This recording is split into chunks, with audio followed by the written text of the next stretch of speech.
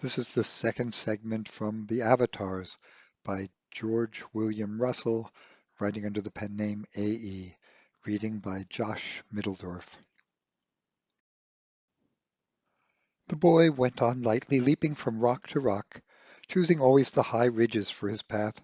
He had delight in his airy leapings, like to that the soul feels when it wakes in dream, and is buoyed on air and exults because the vast dragging of earth no more ties its feet to heath or stone, and it can, though wingless, wander at its will like a bird. And fancy this tireless child thought of leaping from crest to crest of the long blue waves of hills. Why could he not do it? He imagined the run and the mad gatherings of power for the leap, and in the very act of imagining, he had left the body behind. What had happened? The air in which he floated was vibrant with timeless melody, a sound as beautiful and universal as the light. Where was he? Earth was vanishing, swallowed up in a brightness fiery as the sun, and mountains, crags, and vales were fading from vision as if consumed by the ecstasy of the fire. A moment more, and he would have passed from the illusion of boyhood. He was reaching up to some immeasurable power, which was himself when consciousness faded. When it awoke again, he heard voices speaking above him. It is time to awaken him. The seer cannot be held to the eyes. The being cannot be tied to the body. He looked up. He saw a figure thrice the height of mortals, a body gleaming as if made of golden and silver airs.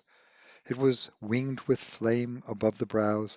The eyes which looked on him were still as if they had gazed only on eternities, and the boy cried and knew not why he uttered the words, "I know you, shepherd of the starry flocks. What soul do you now draw from the abyss?" There were others, a high companionship, but he saw only for an instant a light of calm and lordly faces, and the next instant he was standing on the mountain grass, his limbs still bent for the leap he had imagined. He shook his ruddy curls in perplexity as he looked about him. The air was still and empty of sound or light, save the light from the far fire on the sky, and it seemed a grey twilight to the light which had vanished. "The sun is dark today," he said to himself. He felt a chill, which was spiritual, such as one might feel who is solitary on a lost planet. He flung himself on the heather, and with face buried in his arms, shutting out the world, he began to think about himself. He lay there for hours, and when he rose to journey homewards, the setting sun was reddening the battlement of the rocks, and the valleys were brimming up with purple shadow. He walked on and on over the ridges, and at last came to a cottage in the mountainside. As he entered he flung off the sadness which had beset him, and spoke sweetly to the elders he called grandfather and grandmother.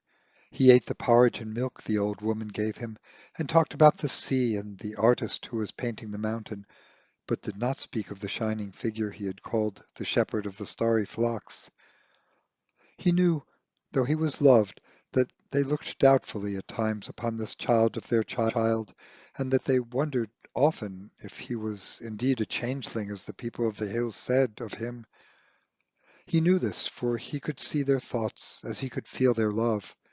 He went out after that and ran about the fields with the other children, racing and shouting with them, until the voices from distant cottages began to call them home. And he too went back to the cottage where he lived, and climbing a ladder, went into a little room where his bed lay close to a window, looking across the valley and lake. Beyond that was the same great mountain which he had watched with the artist in the morning. He took up a fiddle which lay on a box, and he began in the dark to play a melody of his own imagining. In the room below, the old man, drowsing by a turf fire, heard the music and its awakened long sleeping emotions.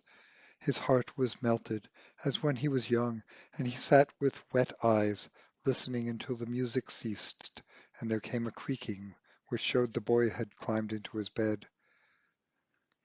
It may have been an hour, or hours may have passed. Aud sat up in his bed. He looked through the open window. He saw the great mountain beyond the dark valley and the lake, but now it was crested with a glowing light like that he had seen in Paul's imagination. The boy's eyes were starry in the dark. The light beckoned him to it. He must go.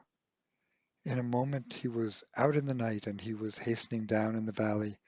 He felt tireless and full of power, as if he had not already roamed for many miles. The rocks glimmered grayly in the summer night. He leaped them more lightly than he had leaped them in the dawn. Then he left the rocky fields behind and entered the black woods, silvered here and there by flakes of moon fire. His feet moved as surely through the mazes of the blackness as through the light, and at last he came to the reed-fringed margin of the lake. He thought he saw silvery forms looking at him from the water, but heeded them not. He strode along swiftly by the lake to its eastern shore, where he turned and entered anew the blackness of the woods which covered the mountain to its knees. The boy climbed upwards. He felt the huge mountain to be living. It poured its strength into him. There was a vibration in the air, like the melody of the ether which had sounded on his ear. But now it grew until the mountain seemed mad with song. As he climbed from the last trees, he saw far above him the light brightening on the highest plateau, and he ran up the steep side in his eagerness lest it might fade before he came. There were voices mingling with the music, voices ethereal and divinely gentle, yet with all the power of that great tone out of which they rose. As he overcame the last steep rock and stood on the turf of the plateau, his eyes were dazzled, for there rose into the blue night a mighty and many-colored palace, its pillars, walls, and towers all luminous opal, inwrought with precious fires, and carven over with mythic forms.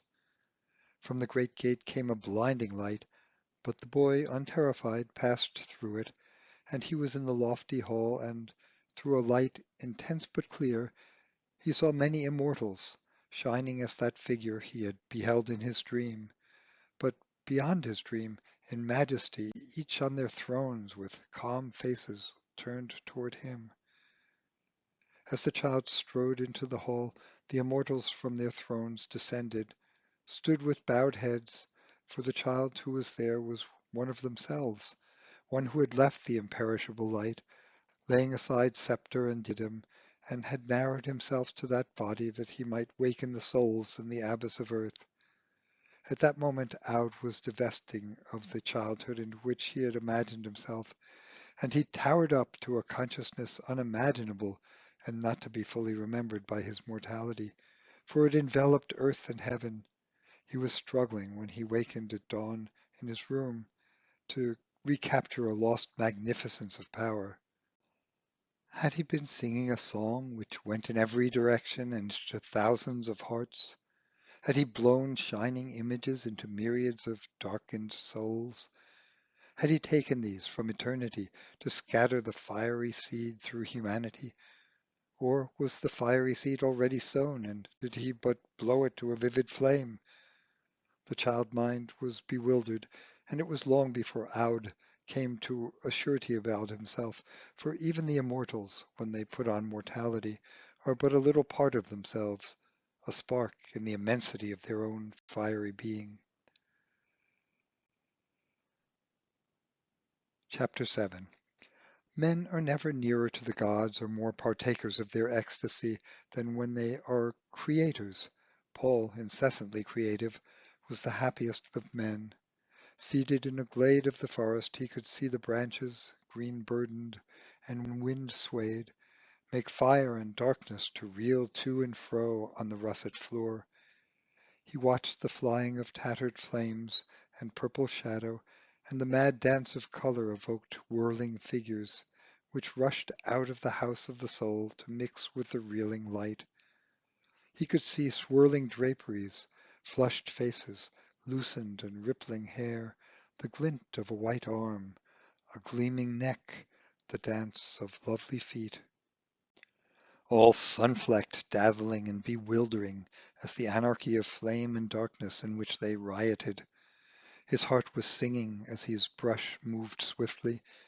If we were many-armed as an Indian god, he thought, one might keep pace with imagination, but that phantasmal figures went on dancing, being gay of themselves with a life of their own, and they would not be stayed in any lone movement, however beautiful. He pretended unhappiness, but all the while was delighted at his own swift mastery in evolving rhythm from chaos.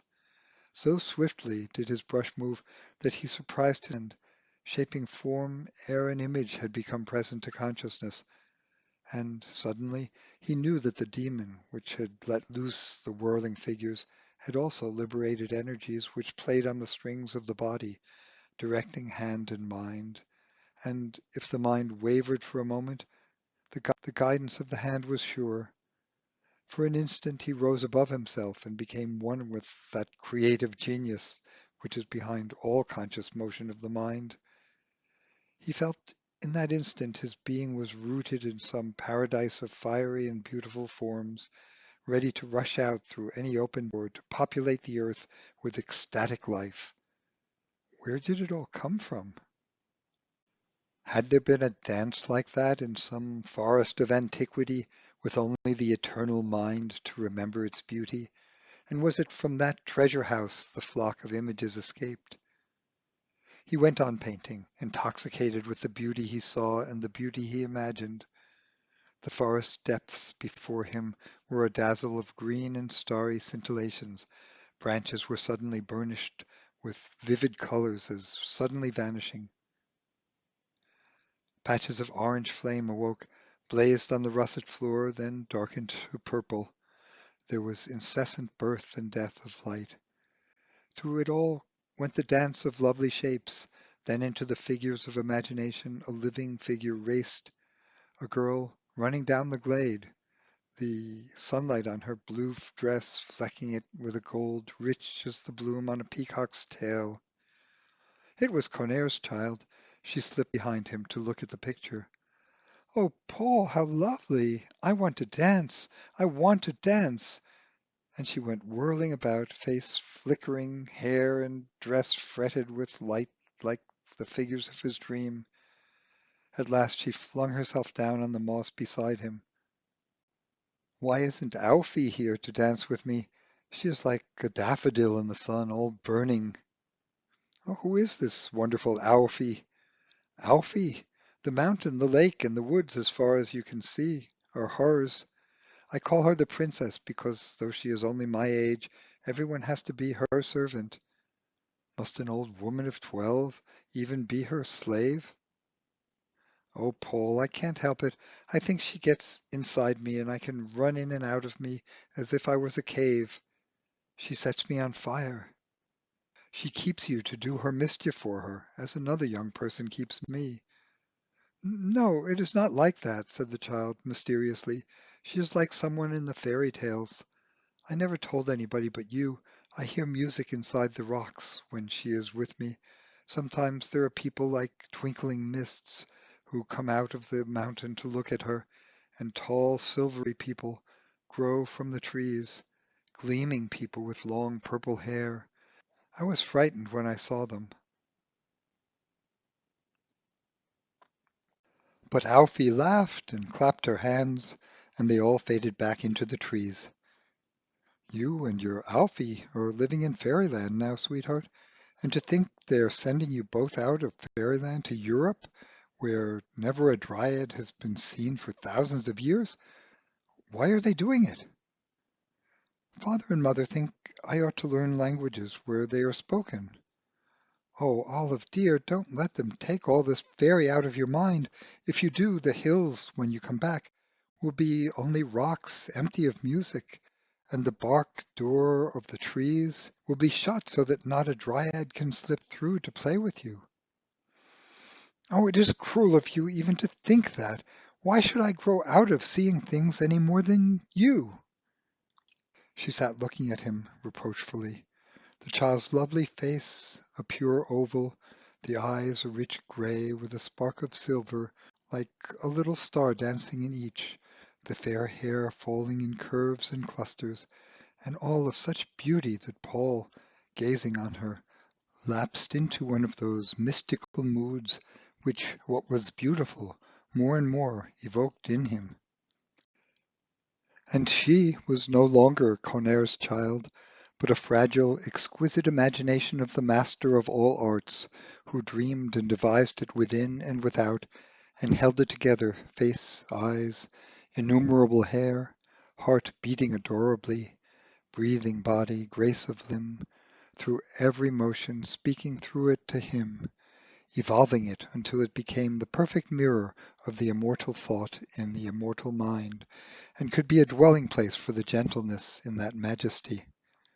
He murmured in his heart over this little citizen of the mystic empire, "Oh, if you should ever become an exile!" And a wild protest burned in him because the great artist seemed to set out his masterpieces carelessly and without defense, so that miracles of beauty might be marred and the lamp set within them be dimmed. And then something within him cried, "No, no, the master never fails in his art. Through life and through death to life again, he follows his work, and he will not cease until he has fashioned an immortal substance what was but evanescent air." He shook off his sadness and said gaily, "No, you will never be out of hail of fairyland, never. Yet it is tragic, this going away tomorrow. But I'll steal you all for myself now, and we will row on the lake and come to our own enchanted island and light a fire there and signal to the stars when they come out, and I'll have a whole afternoon of my dearest to remember when she is away." He had been folding easel, gathering up brushes, paints, and canvas, and with the child moving happily beside him, he walked down the glade and crossed a rushy field to a wooded promontory running out into the lake. His own cottage was there, built a little way from the trees. He cried to his elderly housekeeper, "Margaret, I want tea and a kettle full of water and a boatload of cakes, for we are going to be wrecked on a desert island, and the earth will have to race 1,000,000 miles from where it is before we get back." He rowed out leisurely into the haze of sunny mist which lay on the lake, half rowing, half drifting, to a wooded island from which great branches stretched far out, sheltering lustrous shallows and inlets. It was a place in which he often sought solitude, and the mood of the earth became life for him as he rested there. And the vision of the earth was speech, and no other speech was needed. They lay on the mosses, sometimes watching through half-closed eyes the roof of sunlit leaves, quivering as if millions of emerald, blue, and yellow birds were fluttering above, sometimes watching the diamond dance of lights on the water. The lake, as long afternoon ended, was burnished with gold that melted to every iridescence. Paul, with a half sigh, woke out of his dream, and then there was a bustle for fallen branches.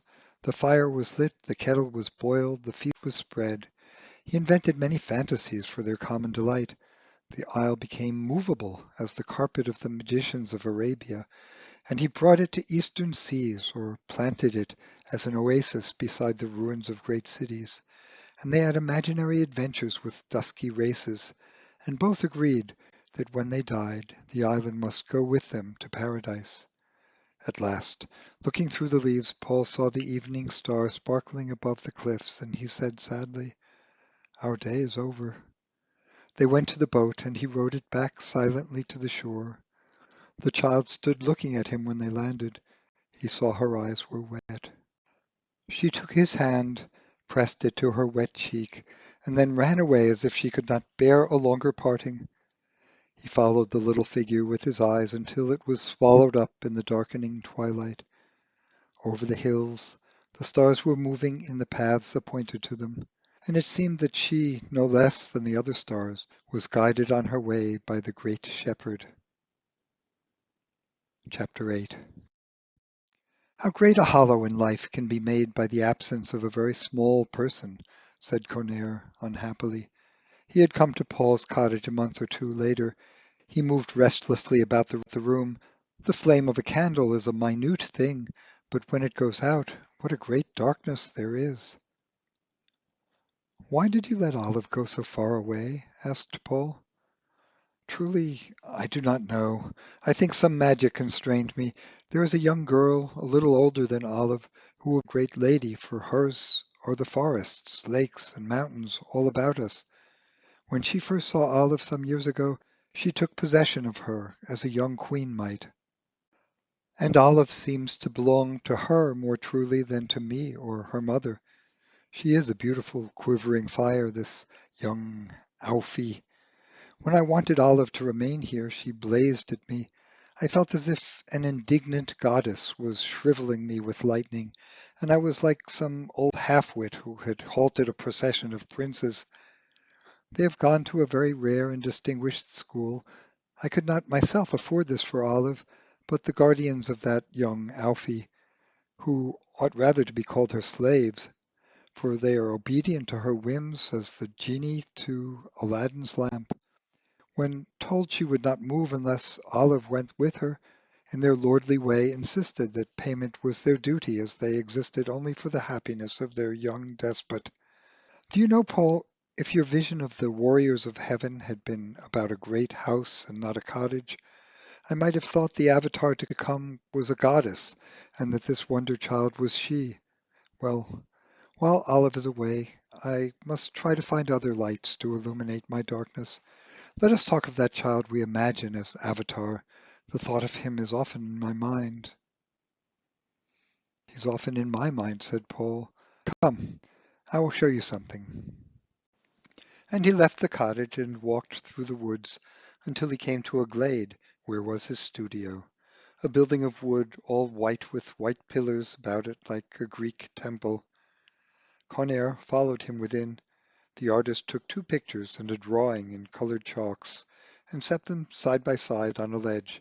The first was that cottage aureoled in light with its divine guardians holding their swords of wavering flame. The second was that dark mountain he had painted with its dragon crest of fire. The third was a pastel of the head of the boy who had been with him on the hill. It was a face full of light, a blue sky behind the head, making the gold of his hair like curling flames.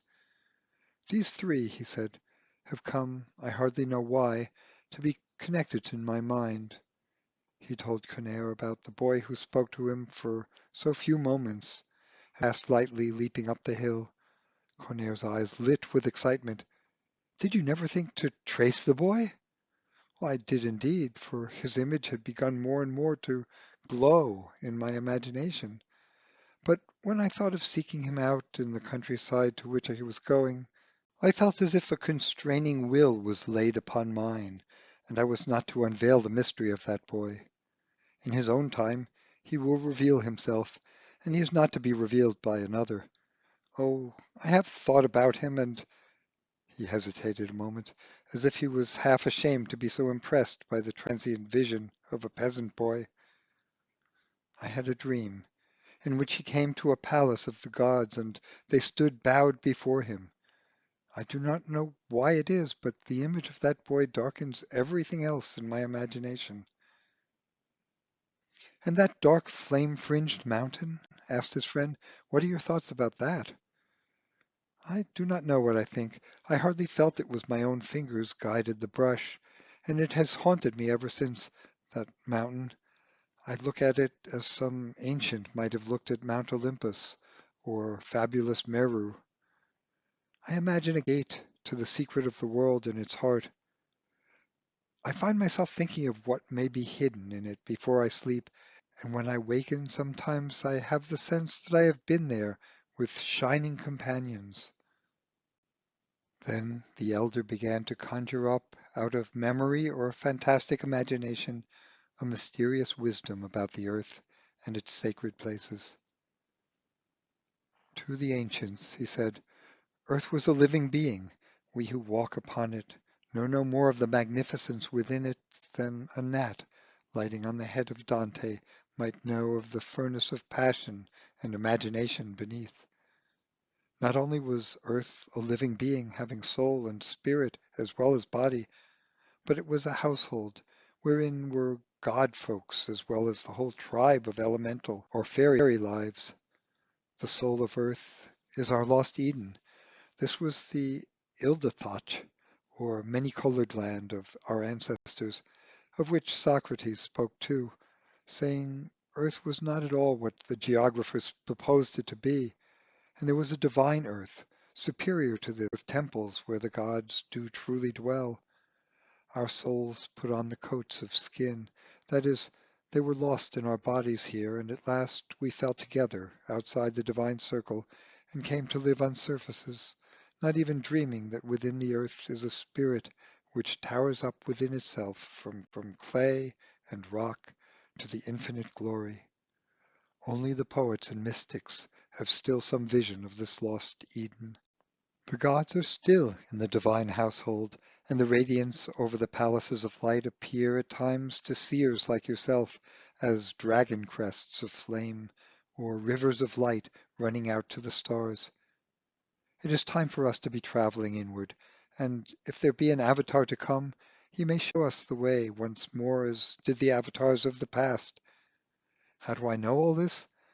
The Earth Spirit has been talking to me ever since I came here, telling me the meanings of all I have read and many things which never were written, and it confirmed that dream I told you about, that there would come a day when the immortals once more would walk among us and be visible heroes to us. Paul looked affectionately at his old friend to whom the universe was such a romance, and he would have asked a question which he knew would have started Conaire on a monologue of an hour, when there was the sound of a footstep behind him.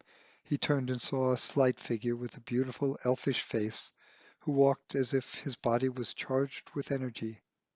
It was another friend, Phelim Carew, the poet, who began at once with a tempest of friendly denunciation. "I have found you at last, you who denounced the money kings for their monstrous greed. But their sin was innocence compared with yours. They only kept money for themselves, a thing which is not worth keeping. I do not grudge it to them any more than I grudge straws and feathers to a madman.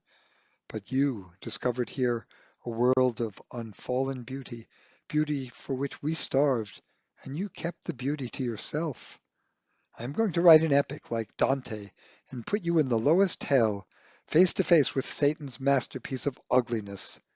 It will be a punishment for your silent greed in keeping to yourself the loveliest country on earth. Is it any wonder you paint pictures which people fall over each other to possess, when you have not even to exercise imagination?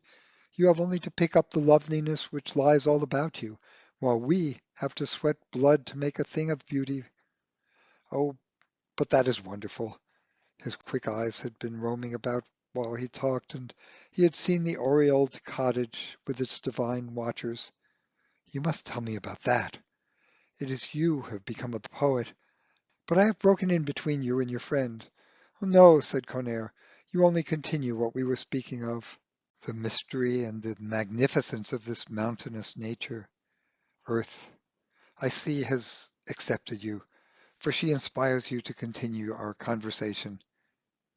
He looked with great friendliness on the newcomer. Each had heard the artist speak of the other, and they at once slipped into what seemed an old intimacy. "I walked my way up here. I knew I had come into a country which was still in the divine keeping. I was on a hillside last evening, and I watched girls and children lighting a fire. And I swear to you, Paul, there was some master of their souls and bodies who lived within them all and made every motion rhythmical and beautiful, as if a greater than Phidias had invented the harmony of their movements with each other, with clouds, blown boughs, and the quivering waters of a stream. For 3 marvelous moments the invisible artist made masterpiece after masterpiece, and then, as if he had run to other souls to make another wonder, the rhythm was broken, and the children parted as leaves might fall from a withering blossom. Your eyes should have seen it. How could I put that visible magic into poetry? But you are not going to keep this enchanted land to yourself. I'll make it famous." "No, I won't." "You are right to be reticent. The earth will call to it all whom it thinks worthy. I am going to write better poetry than anyone, for I will wrestle with earth and will not let it go until it blesses me. Shall we initiate him into the mysteries? The artist asked Corner. Let him brood on the pictures, and if he is to be initiated, it will appear from his interpretation. The poet looked at the three pictures, and after a silence of some moments, he turned to the others. A divine child, a manger, heavenly garden, a holy mountain. He is accepted, said Corner, and the three talked late into the night. Chapter 9. The poet, who had neither dream nor vision to build on, was strangely the most earnest in faith that the darkness of earth was to be invaded from the heavens, and yet he would not have any search made for the Avatar. He will reveal himself in his own time, though as yet he may be only a boy. He may be doing his work. He may be like that Cuchulainn of the Irish hero tales, of whom it is said, "This man protects Ireland more when he sleeps than when he wakes." Do we know what happens when we sleep and pass beyond dream? We do not know what we do. We do not know what an Avatar may do when his body is still. He may narrow himself here into the being of a child, but is he narrowed in that other world beyond dream, the world of spirit waking? Your visions and imaginations, and the imaginations of others, may be fiery arrows shot by a being all light. I may be here because I am called. I think I am. I was for a year in that new world of marvelous cities. Nothing that the most fantastic imagination dreamed of Babylon or Nineveh comes near the reality of those gigantic, heaven-assailing cities. You stand in the heart of one and look up from the gloom of the street, and 1,000 feet or more above you the sunlight blazes on great towers and terraces. There may be a dazzle of flame where burnished plates of metal, silver or bronze, catch fire from the sun and burn like giant candles. There are tall towers, all a glitter of glass, and oh, the wonder at night! There are lights, faint as stars, on the topmost stories, and the stars themselves seem but the continuation of a fabulous architecture reaching up to infinity. These cities are the last trap set for the spirit of man to draw him from nature and from himself. The people who live in them are kind, but oh, so unhappy. They fly from one sensation to another, and the way from body to soul is lost. If they close their eyes, they are in darkness, which frightens them. They cannot bear to be still or alone. They are thirsty for beauty, but cannot create it within themselves. When they meet a soul, truly living, natural, and prodigal in itself, they are filled with wonder. They try to express their reverence by filling up every moment for it with the sensations which have atrophied their own imaginations. 90% of their people live in these unimaginable cities, which they began lifting to the clouds 300 years ago, when the race was in its childhood. They created out of an abundant physical energy a prodigious mechanism which goes on swelling out of its own inherent vitality, building and organizing until the mechanism has overwhelmed life itself. They cannot help themselves, poor people. They were born into the mechanistic maze and do not know the way out. There was never anything in the world so pitiful as their souls. They are rich inconceivably without, but paupers within, supplicating alms from any stray genius. They have become alien to nature, the ancient mother. In its silences and loneliness, they might meet the outcast majesty of spirit, and to the poor soul that outcast majesty would be a thing of terror. They would not recognize it as themselves. How could they be saved? If I was dictator, I would take them in hundreds of thousands and chain each one as a solitary to a stone in the desert or to a rock in the hills, give them a blanket or two and a little food. I would chain them to the rock as Prometheus was chained, and let the infinite heavens, sun, moon, stars, and wind be tormentors in their solitude until they had made friends with sky, sun, stars, moon, wind, and earth, and they found in the anger of the gods there was a love, until the silences became friendly, and the hollows of air no longer a void, and the stones were sweet to the touch. I cast all my thoughts about this on the air to 100 million listeners, and then flew over here to know what you were doing. It is enchanted, this western land of yours, not for its mountains, not for lake, river, and heath, but because it seems alive. And, Paul, there are the strangest folk here, drawn, as I think I was and you were, by that mystic nature. I walked day after day and felt the mountains were swallowing me up. It is not the poet you knew who is here, but the earth spirit who sits and prattles by your hearth.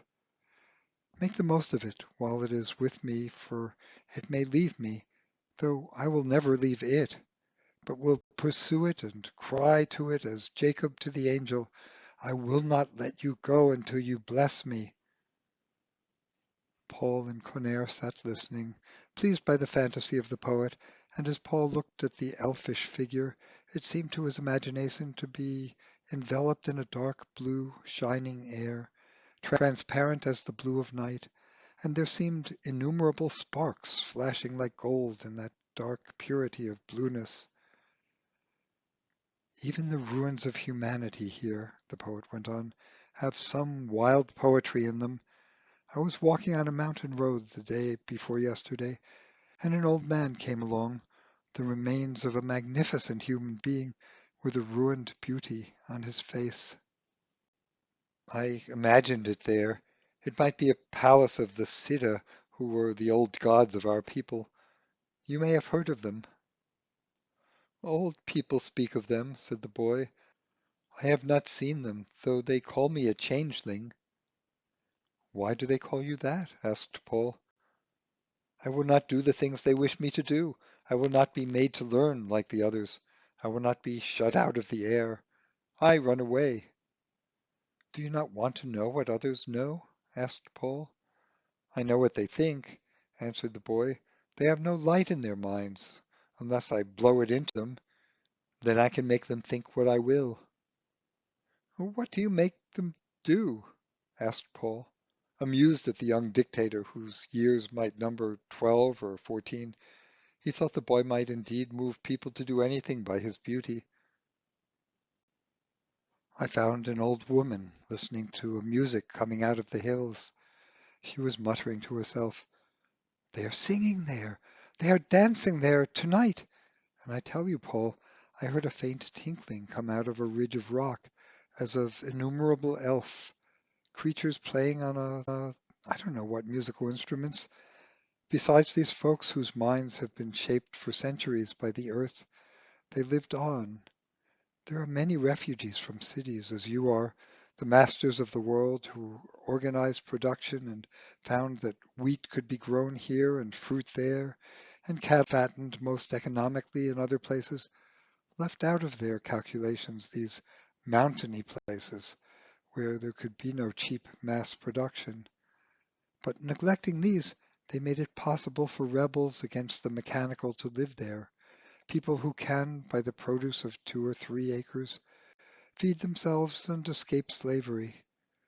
There are odd groups of workers in arts and crafts, little colonies of earth lovers. There is a dark, fierce, fantastical man you must know. His name is Gregor. There is a sculptor and his wife I met. There are obscure mystics scattered about everywhere. I never met such adorable wild people. They all seem to have woven into them some tapestry of nature, and their being is shot through and through with threads of light. They are the nucleus of an army in conflict with the vast mechanism of the world. They are mobilizing the great silences, mountains, lakes, sun, and wind, things that have no hands to smite, making ready for the last battle between light and darkness. They will make themselves invincible by these gentle, eternal things, and by God they will win, even if the battle should last 10,000 years. This country of stones, the masters of the world neglected, it is there the temple of the future will be built. Paul and Conaire had the delight men have who listen to praise of their best beloved. Then the poet began again. I'm not going to leave this country. I will tramp about it until I find the place where earth is most friendly to me and will sing to me the most. I'm going to be lazy, he said, with a whimsical smile, and let the earth spirit make my songs for me as it makes your pictures for you. I saw lovely things of yours in the galleries, but his restless eyes had been looking about the studio. You keep the masterpieces for yourself. Yes, said Paul, all of a certain character I do keep. I do not like parting from them. They seem to belong to each other and throw a reflected light from picture to picture. Yes, I see that. It is a new realm of nature you are revealing. They connect with each other as we do. We are like planets drawn to circle about an invisible sun. The only thing of interest about us now is what reflected lights may shine on us from whatever divinity is to be the new lamp of the world.